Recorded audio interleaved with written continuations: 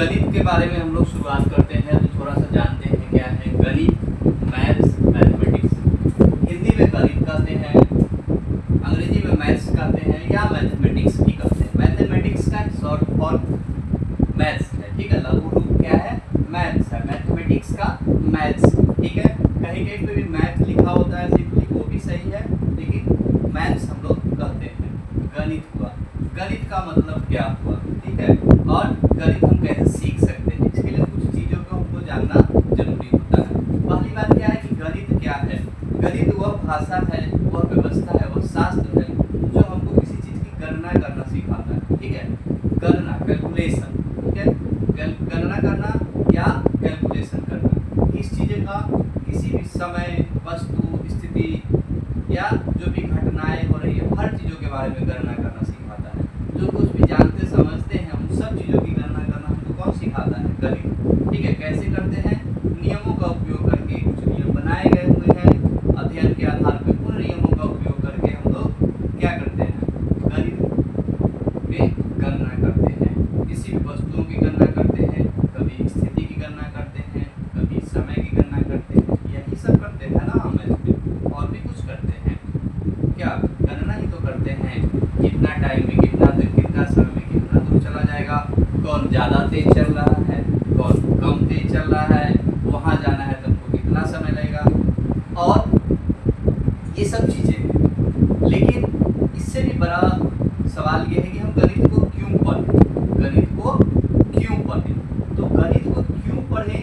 तो गणित को क्यों पढ़ें के लिए हमको क्या करना है? एक बार हम अपने दिनचर्या पे ध्यान देते हैं। सबसे पहले हम लोग क्या करते हैं? सो कर उठते हैं। सबसे पहले हम क्या करते हैं? सो कर उठते हैं। तो जब हम सो कर उठते हैं तो हम क्या करते हैं? हम नीचे देखते हैं। किस चीज़ के लिए? हमारा क्या है? जूते या चप्पल कहाँ है? जूते या चप्पल कहाँ है? अब एक बार आप लोग खुद मन में विचार कीजिएगा, गौर कीजिएगा कि अगर आप अपने घर पे रह रहे होते हैं तो आप अपने जिस बिछावन पे हैं उस बिछावन पे क्या होता है? आपका पैर जो है वो अंदाज हो जाता है। क्या होता है? पैर को अंदाज हो जाता है कि हम कितना नीचे पैर रखेंगे तो हमको जूता या चप्पल मिल जाएगा। इसका कोई फार्मूला नहीं है, लेकिन हमारे मन में, हमारे शरीर में धीरे धीरे एक अंदाज ऊंचाई का बैठ गया। लेकिन वही चीज़ अगर हम कहीं और चले जाते हैं, किसी रिश्तेदार के यहाँ, किसी पार्टी में, फंक्शन में, कहीं भी चले गए, तो अगर जगह बदल जाए, बिछावन बदल जाए, बिस्तर बदल जाए, बेड बदल जाए, तब क्या होता है मेरे साथ? अगर सर मान लीजिए कि वहाँ के बेड की ऊंचाई आपके बेड की ऊंचाई से ज़्यादा है या कम है, मान लेते हैं थोड़ी देर के लिए कम है, तो कम है तो क्या होगा? हम लोग जब सो के उठते हैं या बीच रात में नींद खुल गई, उठ रहे एकाएक बाथरूम जाने के लिए, तो क्या दिखेगा? आपको चप्पल चाहिए, फटाक से पैर को हम लोग क्या करेंगे? पैर को नीचे करेंगे। हो सकता है हमको चोट लग जाए। क्यों चोट लगेगी? क्योंकि हमारे पैर को आदत है, हमारे दिमाग को आदत हो चुकी है कि हमारा एक फिक्स स्थान पे पैर है, फिक्स स्थान पे चप्पल है, वहाँ उतना ही ऊंचाई पे, और उसी स्पीड से हम अपने पैर को नीचे लाने की कोशिश करेंगे। लेकिन वहाँ पे क्या है कि वहाँ पे आपका जो बिछावन है वह थोड़ा नीचा है और सतह और बिछावन के बीच की ऊंचाई कम हो गई है। अब जब कम हो गई है तो क्या हो गया? वह उस हिसाब से जाएगा तो चोट लगने की संभावना हो सकती है, दिक्कत भी हो सकती है, ठीक है। ये हुआ। दूसरी बात, जब हम सो के उठते हैं तो हमको क्या चाहिए? अगर प्यास लगती तो पानी चाहिए, तो पानी बहुत सारे कामों में उपयोग होता है। पीने के लिए पानी हम क्या मांगेंगे? गिलास में मांग सकते हैं। मुँह हाथ धोने के लिए क्या कर सकते हैं? मग में मांग सकते हैं। लेकिन नहाने के लिए चाहिए तो टब या बाल्टी भी चाहिए, कपड़े के लिए चाहिए, तो ये भी मैथ है। अगर आपका खाना बन रहा है, तो क्या हो रहा है? घर में जो खाना बनाती है माता, मम्मी लोग, तो वो क्या करती हैं? उसमें मसाले, तेल, नमक ये सब क्या करती है? डालती है, वो अंदाज से डालती है। तो वो भी क्या है? हम वहाँ पे मैथ उपयोग कर रहे हैं बिना यह जाने कि यह मैथ है। क्यों? कैसे? क्योंकि कितनी मात्रा में बनेगी तो सब लोगों का हो जाएगा, किसी को कम ना पड़े, कोई सामान ज़्यादा तो ना हो जाए, तेल कम तो ना पड़ जाए, नमक ज़्यादा तो ना हो जाए, मसाले बहुत ज़्यादा तो नहीं हो जाए, खाना बना लिए बहुत अच्छा से, कुछ लोगों को कम तो ना पड़ जाए, अब बहुत ज़्यादा ही तो ना पड़ जाए। बहुत ज़्यादा होगा तो क्या नुकसान? बहुत ज़्यादा होगा तो बर्बाद होगा, और कम होगा तो कुछ लोगों को नहीं मिलेगा, नहीं मिलेगा तो बड़ी बात कला होगी कि नहीं? तो सब जगह मैथ है।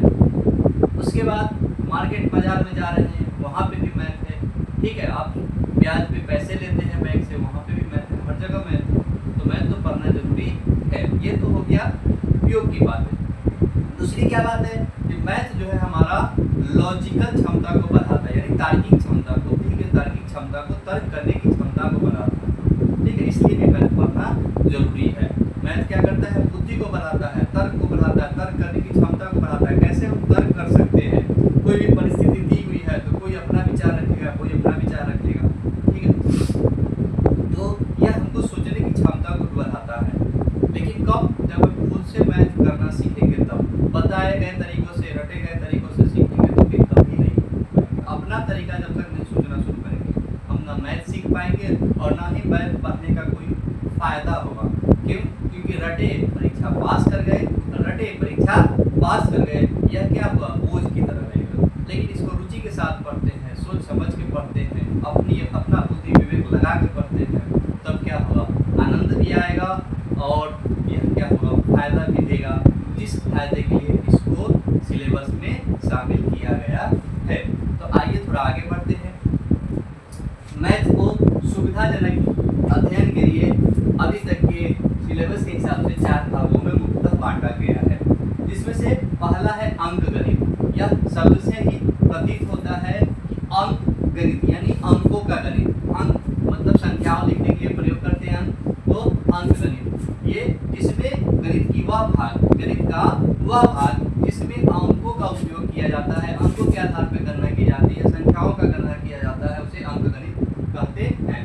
The part of mathematics, arithmetic के लिए the part of mathematics in which calculation is done for the numbers is called arithmetic. The part of mathematics in which the calculation is done for numbers या done with numbers is called arithmetic. अंकगणित गणित की वह भाग, गणित की वह शाखा जिसमें संख्याओं के आधार पर गणना की जाती है, संख्याओं के द्वारा गणना की जाती है, उसे हम लोग अंकगणित कहते हैं। दूसरा भाग है बीजगणित।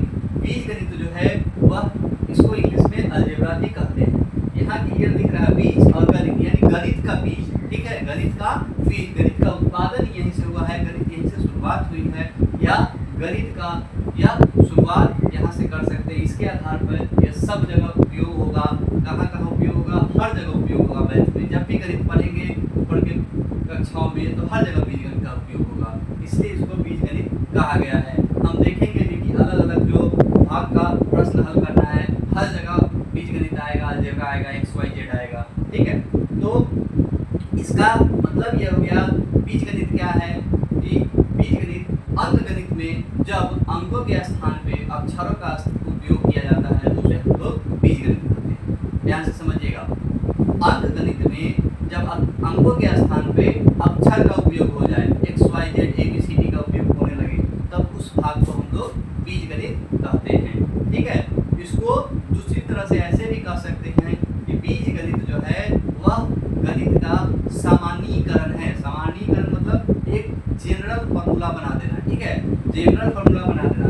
ठीक, इसको जैसे कि आगे हम लोग देखेंगे तो समझेंगे कि जैसे कि अगर मान लेते हैं कि कोई भी वर्ग है, कि कोई भी वर्ग है, वर्ग की परिमिति क्या होता है, 4a या 4 गुने भुजा। तो a जो है क्या है, ये क्या है, a का मान बदलते रहता है। एक ही मान बदलने से क्या होता है, अलग अलग वर्ग की परिमिति मिल जाएगी। ठीक है, a का मान बदलने से अलग अलग वर्ग की परिमिति मिल जाएगी। तो इसलिए क्या है, तो बीजगणित जो है हमारा क्या है, सामान्यीकरण है अंकगणित का, या गणित का सामान्यीकरण है।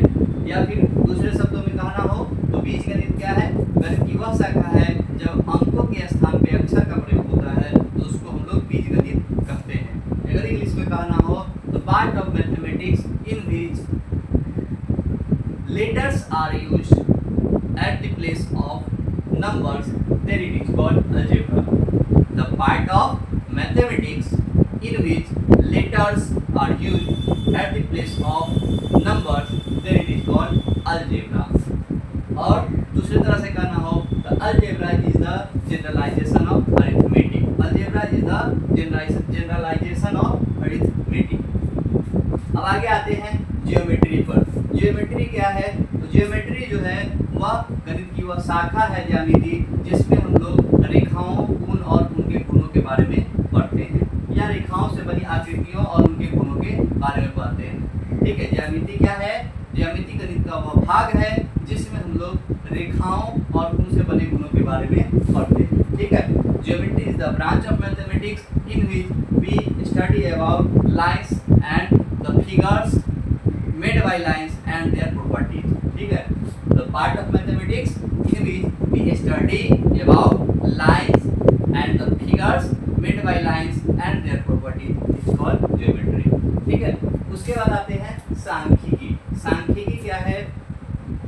सांख्यिकी जो है हमारा सांख्यिकी एवं प्रायिकता, यह भी एक अलग भाग हो जाता है। आगे जाने पे ये दोनों भी अलग अलग हो जाता है, लेकिन अभी आपका यही रहेगा, साथ में रहेगा सांख्यिकी एवं प्रायिकता, स्टैटिस्टिक्स एंड प्रोबेबिलिटी। सांख्यिकी में हम मुख्यतः क्या करते हैं? आंकड़ों का विश्लेषण करते हैं। आंकड़ा क्या होता है? कोई भी जानकारी जो होता है जब संख्या के रूप में हो, जानकारी जब संख्या के रूप में हो, नंबर के रूप में हो, तो उसको हम लोग आंकड़ा कहते हैं। और सांख्यिकी में क्या कहते हैं? इसलिए नाम भी है सांख्यिकी। तो कोई भी जानकारी को संख्या के रूप में, नंबर के रूप में जमा करते हैं, उनको आंकड़ा कहते हैं। उन आंकड़ाओं का हम लोग अध्ययन करते हैं, विश्लेषण करते हैं, यही हमारा सांख्यिकी है। तो सांख्यिकी क्या है?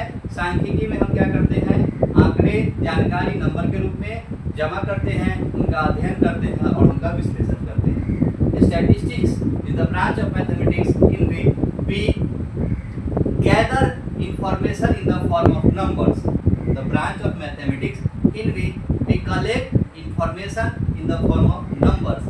The branch of mathematics in which we collect information in the form of numbers and we study them and analyze them.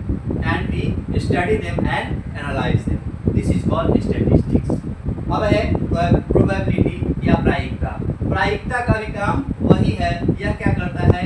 जो भी निश्चितता या अनिश्चितता है, जो भी घटनाएं हैं, घटना के होने की संभावना को यह संख्या में मापता है। कोई भी घटना के होने की संभावना को यह संख्याओं में मापता है। Probability is the branch of mathematics in which we measure any event in the form of numbers.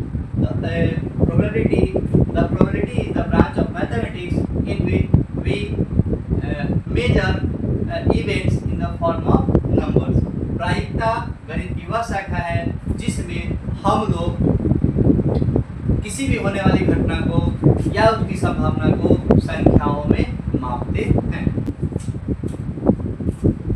अब यहाँ पे कुछ चीज़ों को हमको जानना जरूरी है। बीजगणित के शब्दों से परिचित होना जरूरी है अगर उसको पढ़ना है तो सबसे पहला आता है अचर राशि। अचर राशि कांस्टेंट क्वांटिटी। अचर राशि कांस्टेंट क्वांटिटी। अचर जो चर नहीं है वही अचर है, जो चर नहीं है वही अचर है। और राशि का मतलब क्या होता है? मान या कोई भी चीज जो दिया हुआ है सो। ठीक, अंग्रेजी में इसको कहते हैं कांस्टेंट और क्वांटिटी। ठीक है, कांस्टेंट क्वांटिटी। जैसे कि जो भी संख्या है, संख्या क्या है? 10, 52, 60, ये सब 10, 52, 60 ये सब क्या है? हमारा अचर राशि। इसका मान कभी नहीं बदलता है। 10 का मान हमेशा 10 ही रहेगा, 52 का मान हमेशा 52 ही रहेगा, 60 का मान हमेशा 60 ही रहेगा। तो ये सब क्या हो गया? अचर राशि हो गया। दूसरा हमारा क्या है? चर राशि या वेरिएबल क्वांटिटी। चर से सबसे ही स्पष्ट है कि चर मतलब जो चल सके, जो बदल सके, उसी को हम लोग चर कहते हैं। जो चर जो बदल सके उसी को हम लोग चर कहते हैं। जैसे x, y, x² y cube z i, ये सब क्या है? चर राशियां हैं। इनके मान अलग अलग हो सकते हैं, समय और परिस्थिति के अनुसार इनके मान अलग अलग होते हैं या हो सकते हैं, इसलिए इनको हम लोग चर राशि कहते हैं। तो अगर परिभाषा करना हो तो वैसी राशि जिनके मान बदलते हों उन्हें हम लोग चर राशि कहते हैं। वैसी राशियां जिनके मान बदलते हैं उन्हें हम लोग चर राशि कहते हैं। The quantity which values changes is called variable quantity. The quantity which value changes is called variable quantity.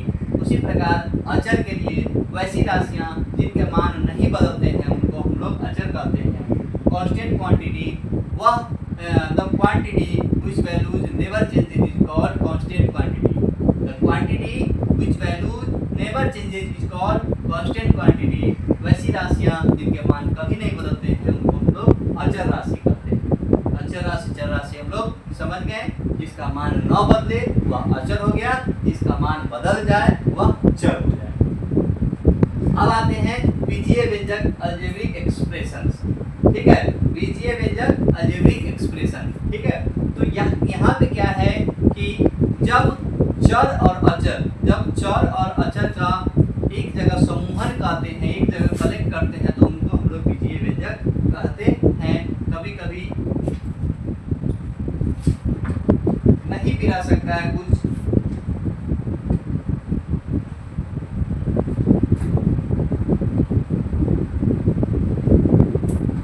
तो अगर हमारे साथ चर और अचर दोनों का एक साथ समूहन हो गया, एक साथ रख दिए, एक साथ लिख दिए, चर और अचर को एक साथ लिख दिए, एक साथ रख दिए, तो वह क्या कहलाता है?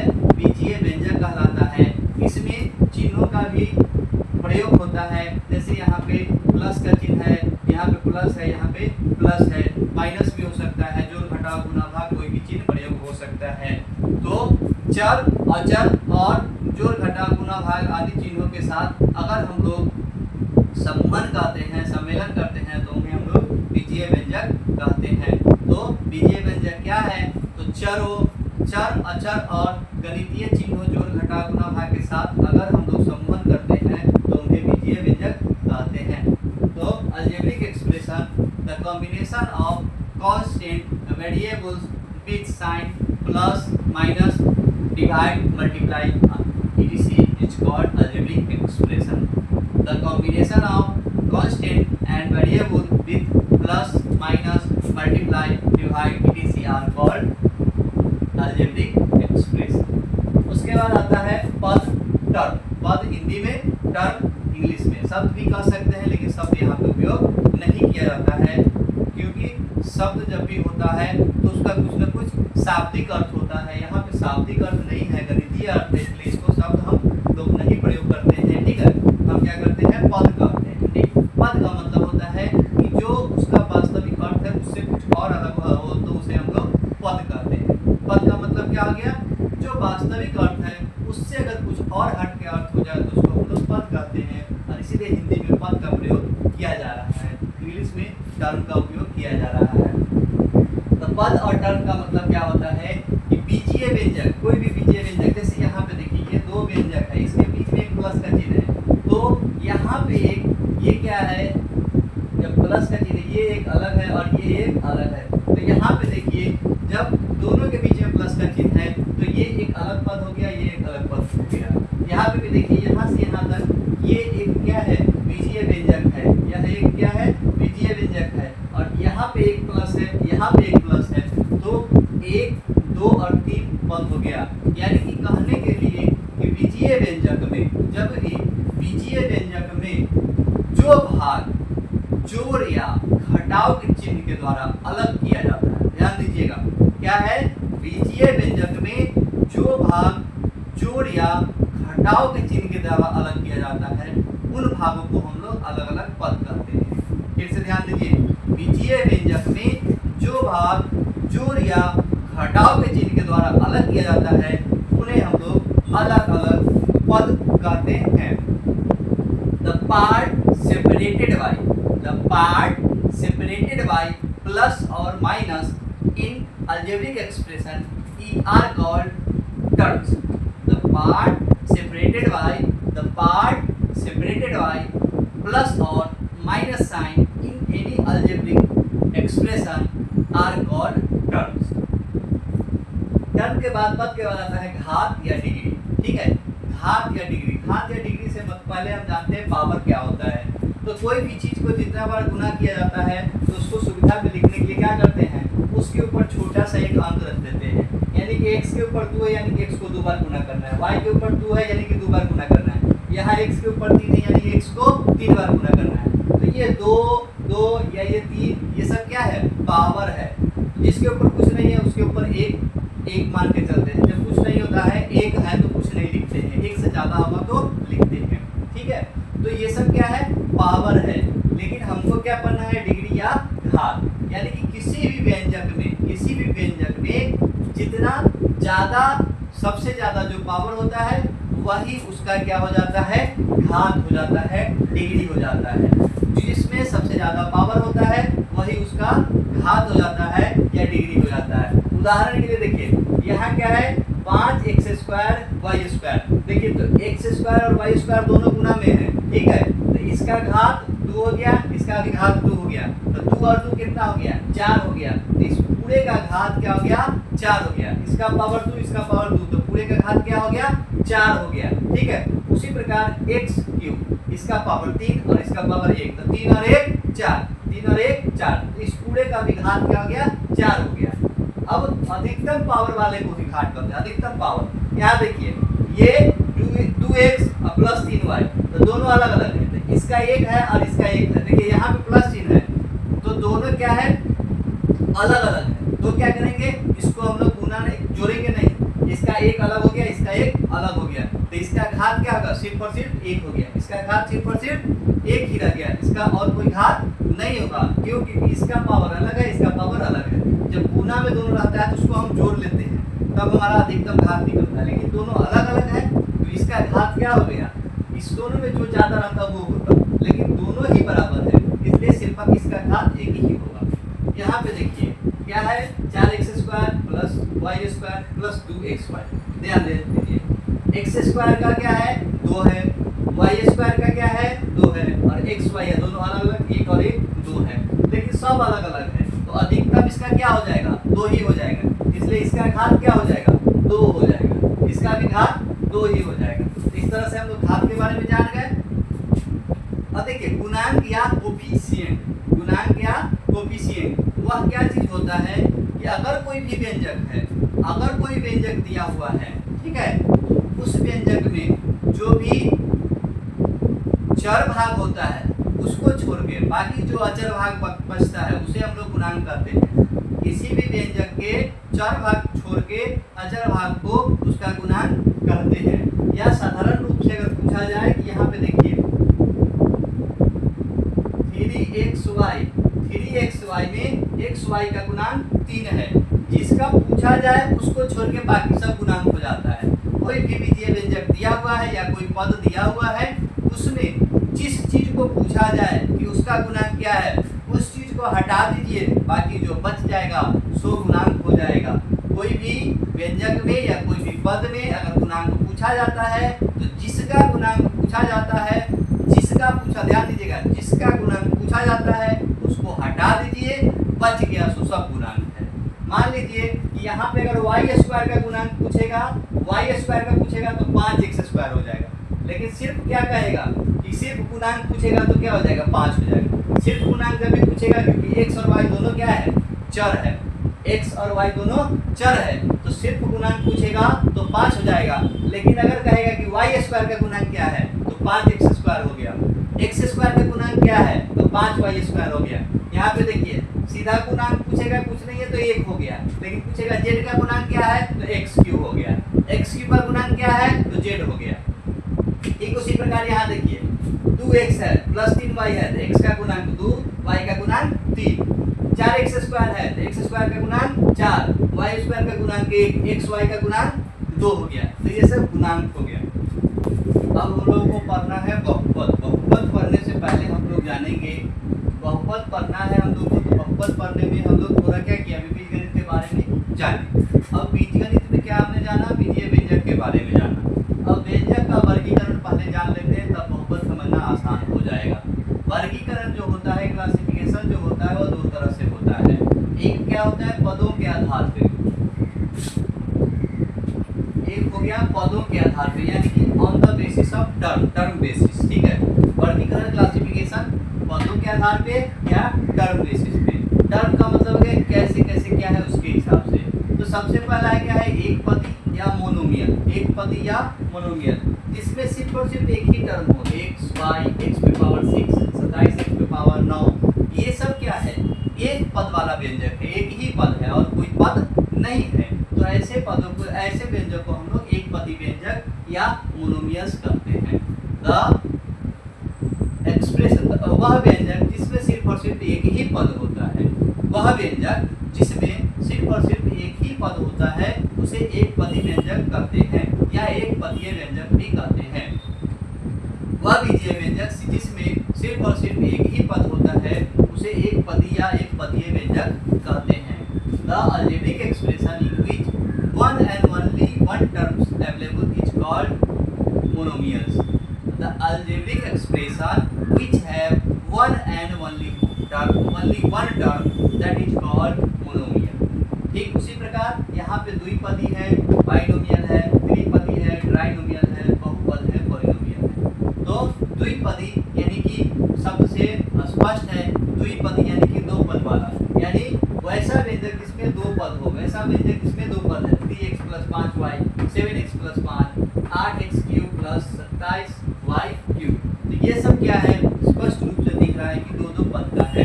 तो वैसा व्यंजक जिसमें सिर्फ दो पद हो उसे हम लोग द्विपदी बीजीय व्यंजक कहते हैं। वैसा व्यंजक जिसमें सिर्फ दो पद हो उसे हम लोग द्विपदी बीजीय व्यंजक कहते हैं। The algebraic expression which have only two terms are called binomials. The algebraic expression which have only two terms are called binomials. अब तीसरा है त्रिपदी या ट्राइनोमियल्स। वैसा व्यंजक जिसके पास तीन पद हो, x + y + z, 27x³ + 9x² + 5x। तो ये सब क्या है, तीन पद वाला व्यंजक है। ठीक, तो ऐसे व्यंजक को हम लोग त्रिपदी व्यंजक कहते हैं या त्रिपदीय व्यंजक कहते हैं। वैसा व्यंजक जिसके पास सिर्फ तीन पद हो उन्हें त्रिपदी व्यंजक कहते हैं। वैसा व्यंजक जिसके पास सिर्फ तीन पद हो उसे त्रिपदी व्यंजक कहते हैं। The algebraic expression which have three terms is called trinomials. The algebraic expression which have three terms are called trinomials. अब आ गया बहुपद। तीन से अधिक वाले सब को बहुपद कहते हैं, यानी कि बहु मतलब बहुत, पद मतलब शब्द, टर्म। पॉली मतलब कि बहुत होता है, नोमियल्स मतलब भी होता है, टर्म होता है। यानी कि वैसा व्यंजक जिसमें बहुत सारे पद हो, वैसा व्यंजक जिसमें बहुत सारे पद हो उसे हम लोग बहुपद कहते हैं। वैसा एक्सप्रेशन जिसमें बहुत सारा टर्म हो उसको हम लोग पॉलिनोमियल कहते हैं। शब्द के हिसाब से वैसा बीजीय व्यंजक जिसमें तीन से अधिक या बहुत सारे पद हो उन्हें बहुपद कहते हैं। The algebraic expression which have so many terms are called polynomials. अब हम लोग देखेंगे घातों के आधार पे, यानी कि degree basis, on the basis of degree. Polynomial का बहुपद का वर्गीकरण किसके आधार पे, घातों के आधार पे, डिग्री बेसिस पे। इसमें सबसे पहला क्या है, रेखीय या लीनियर, जिसको हम लोग रेखीय बहुपद या लीनियर पॉलिनोमियल भी कहते हैं। इसमें क्या होगा कि पावर जो है वह क्या होगा, एक होगा, अधिकतम पावर क्या होगा, एक होगा। वैसा बीजीय व्यंजक जिसका घात एक हो उसे रेखीय व्यंजक कहते हैं।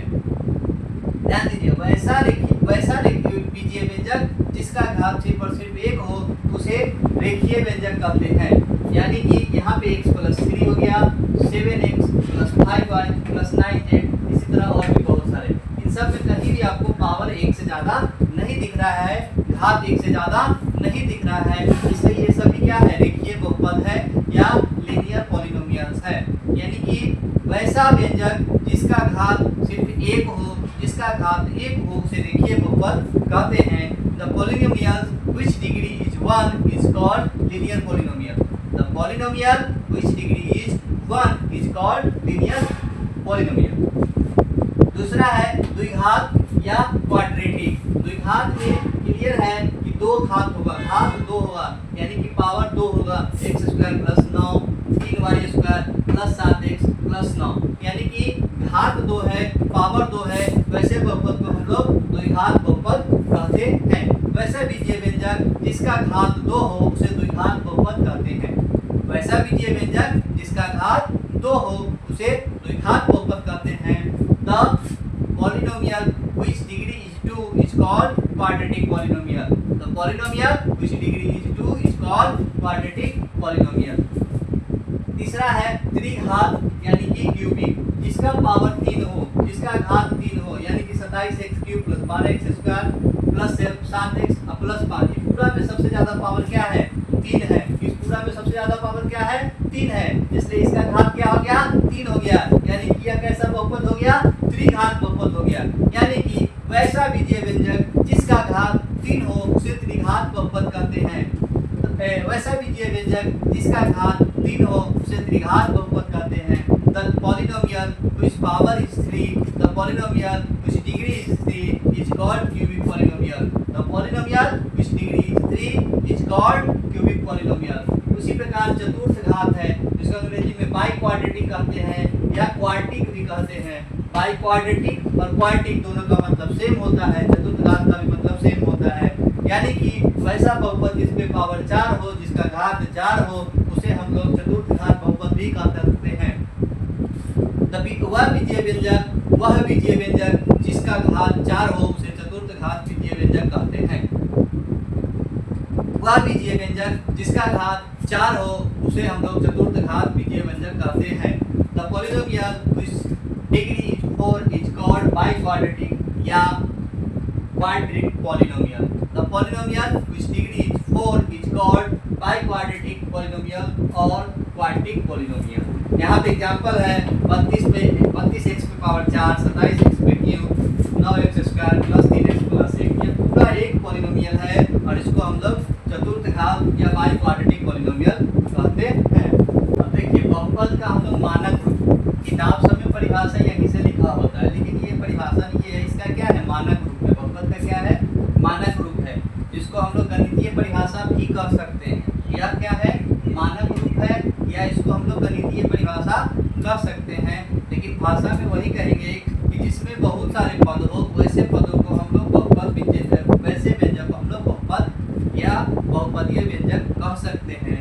यह इसका क्या है, इसका मानक रूप क्या हो गया a0 plus a1x plus a2x square plus dot dot dot an x के पावर n। यह क्या हो गया, यहाँ से यहाँ तक यह क्या हो गया बहुपद का मानक रूप, standard form of a polynomial. यह क्या है standard form of a polynomial, जहाँ पे कहता है कि an बराबर 0 नहीं, an बराबर 0 नहीं कहने का मतलब क्या हो गया कि मान लीजिए कि अगर मान लेते हैं थोड़ा देर के लिए कि दो ही बहुपद वाला है, दो ही बहुपद है, मान लेते हैं क्या कि 3x स्क्वायर प्लस 2 है, यह एक छोटा सा बहुपद है। तो यहाँ पे an क्या हो गया 3 हो गया, an क्या हो गया 3 हो गया। 3 जैसे ही 0 हो जाएगा, 3 जैसे ही 0 हो जाएगा तो क्या हो जाएगा ये पूरा का पूरा 0 हो जाएगा। 3 0 होने के साथ साथ क्या हो जाएगा 3x स्क्वायर 0 हो जाएगा, तो बच जाएगा यह सिर्फ क्या 2, और तब यह क्या हो जाएगा एक पद हो जाएगा, बहुपद नहीं रह जाएगा। इसीलिए कह रहा है कि an बराबर 0 नहीं होना चाहिए, an बराबर 0 होगा तो बहुपद नहीं रहेगा। उसके बाद क्या कर रहा है a0 a1 a2 an ये सब क्या होना चाहिए वास्तविक संख्या होना चाहिए, ये सब अवास्तविक नहीं होना चाहिए। अवास्तविक कौन सी संख्या होती है, ये संख्या पद्धति में हम लोग सीख चुके हैं। तो अवास्तविक नहीं होना चाहिए, वास्तविक होना चाहिए। उसके बाद 1 2 3 ये डॉट डॉट n तक ये सब पूर्णांक होना चाहिए। ये सब जो पावर है ये सब क्या होना चाहिए पूर्णांक होना चाहिए। पूर्णांक का मतलब क्या है या तो 0 हो या प्लस में हो या माइनस में, या धनात्मक हो या ऋणात्मक हो, लेकिन क्या होना चाहिए भिन्न में नहीं होना चाहिए, भिन्न में नहीं होना चाहिए। तो इसके लिए क्या करें यहाँ पे देखिए उदाहरण क्या है, ये सब 4x square plus 3y plus 7 यह बहुपद है, लेकिन यह देखिए 3x स्क्वायर 7 बटे x प्लस 3 यह बहुपद नहीं है। क्या है क्योंकि देखिए यहाँ पे x क्या है नीचे है, x जब ऊपर जाएगा तो इसका पावर क्या हो जाएगा -1 हो जाएगा। और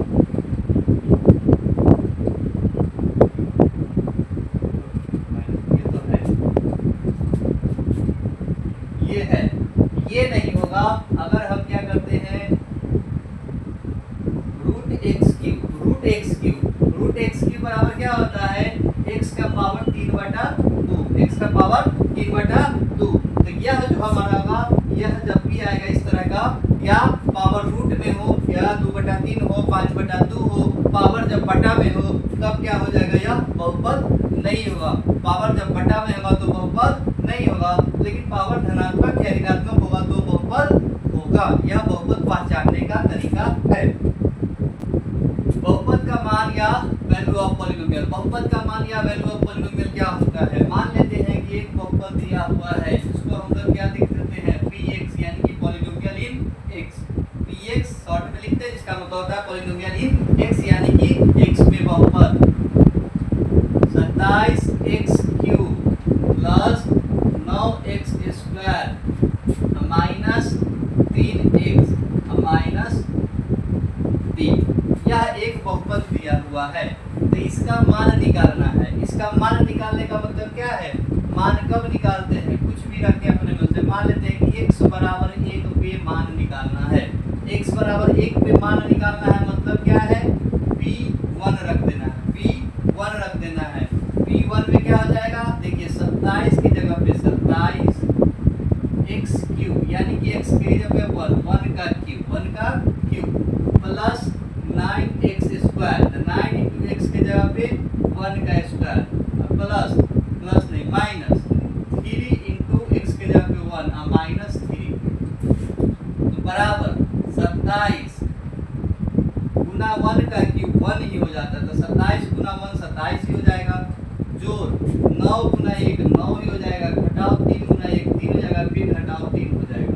तो बराबर क्या हो गया 27 और 9 36 घटाओ 6 तो बराबर क्या आ जाएगा 30 हो जाएगा।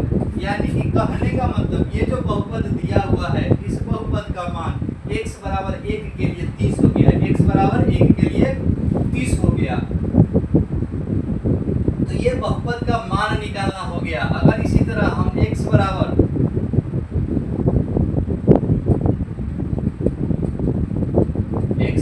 2 के लिए निकालते हैं तो x बराबर 2 के लिए निकाल लेंगे तो क्या हो जाएगा p2 हो जाएगा, p2 हो जाएगा। अब p2 क्या हो जाएगा, यहाँ देखिए p2 जहाँ जहाँ x है वहाँ 2 रख देंगे तो 27 x के जगह पे 2 का क्यूब प्लस 9 x के जगह पे 2 का स्क्वायर माइनस 3 x के जगह पे 2 पे कोई पावर नहीं है माइनस 3। फिर यहाँ देखिए 27 की जगह पे 27 और गुना में 2 का क्यूब कितना होता है 8 से गुना कर देंगे। जोड़ 9 और 2 का स्क्वायर 4 यानी कि 4 से गुना कर देंगे। घटाओ 3 गुना 2 कर देंगे माइनस 3। 27 गुना 8 क्या हो जाएगा 20 8 160 8 सत्ते कितना हो जाएगा 56 8 दूना 16 5 21 216 हो गया। जोड़ 36 हो गया। घटाओ 3 दूना 6 हो गया। घटाओ 3 हो गया। अब यहाँ पे अगर जोड़ देते हैं तो 216 और 36 6 6 12 3 1 4 1 5 और 2 3 252 घटाओ 9 तो बच जाएगा कितना 243 हो गया हमारा।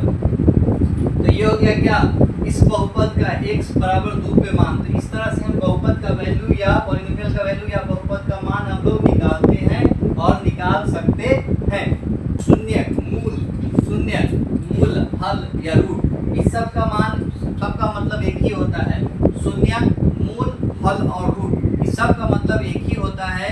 और इसका मतलब ये होता है कि वह जो बहुपद है उससे बना ग्राफ उससे बना रेखा चित्र जो x एक्सिस को जिस जगह पे काटता है वही एक हल होता है। मान लिया जाए लीनियर क्या हो गया 3x प्लस 5 इसको अगर हम हल करते हैं तो क्या आएगा इतना बराबर 0। यह क्या हो गया रैखिक बहुपद का शून्य निकालने का तरीका हो गया। शून्य निकालना यानी बराबर शून्य कर देना है। तो हमको क्या मिलेगा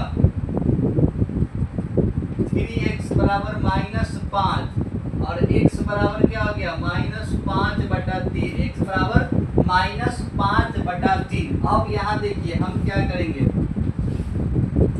इधर प्लस होता है इधर माइनस होता है हम लोगों को पता है -5/3 यानी कि क्या हो जाएगा इसको और अगर हम क्या कर देते हैं 2 पूर्णांक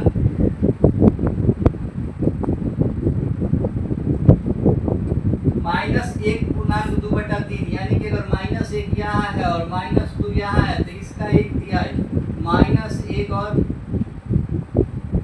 -1 और -2 इस दोनों के बीच में कहीं पे ये होगा हमारा क्या है -1/2/3। इसके सामने अगर ये लाइन खींच दिए गया, यही लाइन हमारा क्या हो जाएगा 3x प्लस 5 बराबर 0 का ही लाइन है।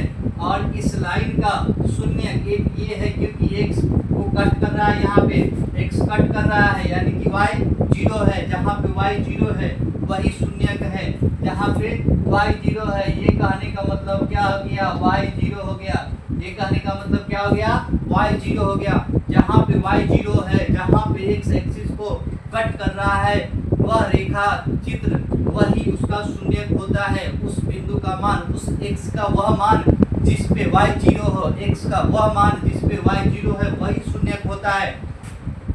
क्या शून्यक होता है? x का वह मान जिस पे y 0 हो। ध्यान रखिए एकदम शून्यक, रूट, मूल सबका मान एक ही होता है। क्या? y बराबर 0। किसी भी दिए गए व्यंजक का रेखा चित्र, किसी भी दिए गए व्यंजक का रेखा चित्र जिस जगह पे x एक्सिस को काट दे उसे हम लोग उसका शून्यक कहते हैं। किसी भी दिए गए व्यंजक का रेखा चित्र x एक्सिस को जिस बिंदु पे काट दे उस बिंदु का जो x का मान होगा वही उसका शून्यक होगा, वही उसका मूल होगा, वही उसका हल होगा, वही उसका रूट होगा। और ऐसा इसलिए होता है, यहाँ पे y 0 होता है इसलिए हम शून्य कहते हैं। यहाँ पे क्या है y 0 है इसलिए शून्य कहते हैं। हल निकालते समय भी क्या करते हैं बराबर 0 कर दिए, यानी कि y का मान 0 रख दिए और शून्य निकाल दिए। तो यह रैखिक के लिए हो गया। इसको हम लोग एक ही शून्यक है, इसका एक ही शून्यक है इसलिए अल्फा से दिखाते हैं। और यहाँ पे इसका मानक रूप क्या होता है ध्यान दीजिए, रैखिक बहुपद का मानक रूप हो गया हमारा, रैखिक बहुपद का मानक रूप हो जाएगा ax प्लस b बराबर 0, ax प्लस b बराबर 0। तो इसका मूल जो हो गया, इसके मूल को हम लोग, यह मानक रूप हो गया, यह रैखिक बहुपद का मानक रूप हो गया। मानक रूप इसका मूल चूंकि एक ही जगह कट कर सकता है, एक से ज्यादा नहीं कट सकता है, इसलिए एक मूल होता है अल्फा। अल्फा बराबर हम यहाँ पे सूत्र भी निकाल सकते हैं माइनस बी, ये इधर जाएगा माइनस बी बटा ये। इसको याद भी रख सकते हैं कि रैखिक बहुपद के लिए मूल और गुणांक में क्या संबंध है। रैखिक बहुपद के लिए मूल और गुणांक में ये संबंध है कि अल्फा बराबर माइनस बी बटा ए। रैखिक बहुपद के लिए गुणांक और मूलों में यह संबंध है, मूल एक ही है, मूल अल्फा है, इसको अल्फा से दिखा रहे हैं, अल्फा बराबर माइनस बी बटा ए। यानी कि रैखिक बहुपद के लिए मूल और गुणांकों में संबंध क्या हो गया माइनस बी बटा ए। इस तरह से हम डायरेक्ट भी निकाल सकते हैं। उसके बाद है द्विघात बहुपद। द्विघात बहुपद के बारे में हम लोग पहले ही जान चुके हैं, लेकिन इसका मानक रूप स्टैंडर्ड फॉर्म क्या होता है ax square plus bx plus c होता है, ax square plus bx plus c होता है। इसकी मूलों की संख्या 2 है। जनरली कोई भी जान लीजिए जितना घात होता है उतना ही मूल हो सकता है, किसी भी बहुपद का जितना घात होता है उतना ही मूल हो सकता है। मूलों की संख्या 2 है और दोनों मूल को हम लोग अल्फा और बीटा से दिखाते हैं। मूलों की संख्या 2 है, दोनों मूल को हम लोग अल्फा और बीटा से दिखाते हैं। इसके ग्राफ और इसके इस संबंध कैसे आए ये सब के बारे में हम लोग जब इसका द्विघात समीकरण पढ़ेंगे तो उसके बाद अच्छे से जानेंगे। फिलहाल हम इतना ही जानते हैं कि इसका मानक रूप क्या होता है ax square plus bx plus c है। और चूंकि 2 घात है इसलिए 2 मूल होगा, मूलों की संख्या बराबर 2, दोनों मूल को अल्फा और बीटा से दिखाते हैं। मूलों और गुणांकों के संबंध के बारे में हमको जानना है, relation between roots and their coefficient of a quadratic polynomial. और वह क्या होता है, 2 संबंध होता है, 2 रिलेशन होता है। एक क्या होता है जोड़ का, यानी कि अल्फा प्लस बीटा बराबर minus b by a,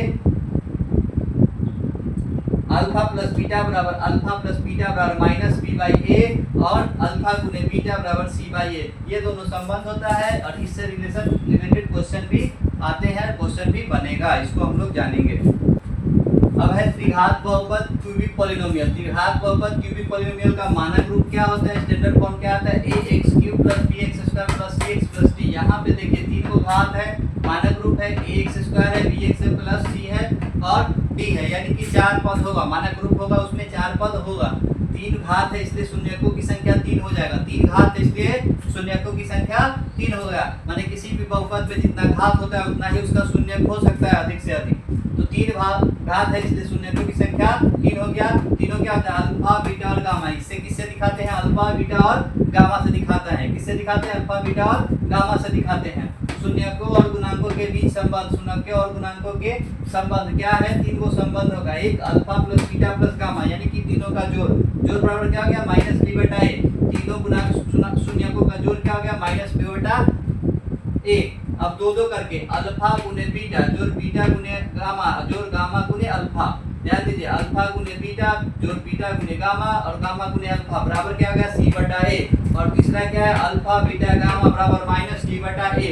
alpha beta gamma बराबर माइनस डी बटा ए। तो पहले हम लोग ये संबंधों से संबंधित क्वेश्चन बनाएंगे और उसके बाद गुणांकों के बारे में और शून्य और उनसे संबंधित क्वेश्चन बनाएंगे। तो आज के लिए इतना ही।